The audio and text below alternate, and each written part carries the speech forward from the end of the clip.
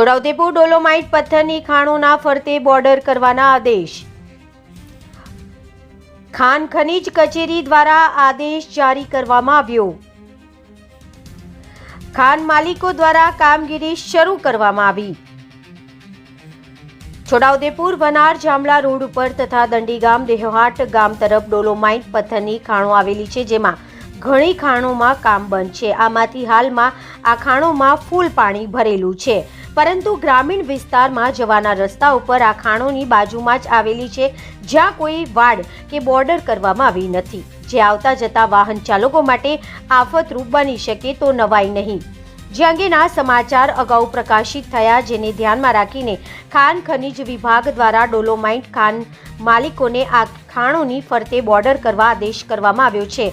છોટાઉદેપુર ખાન ખનીજ કચેરી દ્વારા માઇન્સ ઓનર એસોસિએશને આપેલી લેખિત સૂચના મુજબ જણાવ્યું છે કે અત્રે જિલ્લામાં ડોલોમાઇટ ખનીજની લીઝોના ફરતે ફેન્સિંગ ના હોવાના કારણે વાહન અકસ્માત, આકસ્મિક સંજોગો કે અનિચ્છનીય ઘટનાઓ બનવાની ભીતિ અંગે સમાચારો અવારનવાર પ્રકાશિત થાય છે, જે અંગે અત્રે જિલ્લાના રોડની આસપાસ આવેલી ખુલ્લી માઇન્સોના કારણે કોઈ વાહન કે અનિચ્છનીય ઘટના ન બને તેની કાળજી રાખવા ગુજરાત ગૌણ ખનિજ નિયમ 2017ના નિયમ 18 મુજબ કરાર ખતની શરતોનું પાલન કરી ખુલ્લી લીઝોના ફરતે ફેન્સિંગ ઊભી કરી દિન 20માં અત્રેની કચેરીએ આધાર પુરાવા રજૂ કરવામાં જણાવવામાં આવ્યું છે।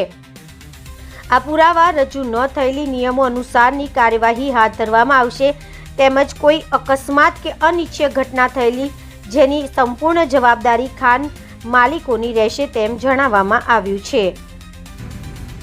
છોટાઉદેપુર ડોલોમાઇટના માઇન્સો વિશે ગત મીડિયા સમાચાર પત્રોમાં આવેલ છે કે માઇન્સના ફરતે સલામતી દિવાલ બનાવવામાં આવેલ નથી।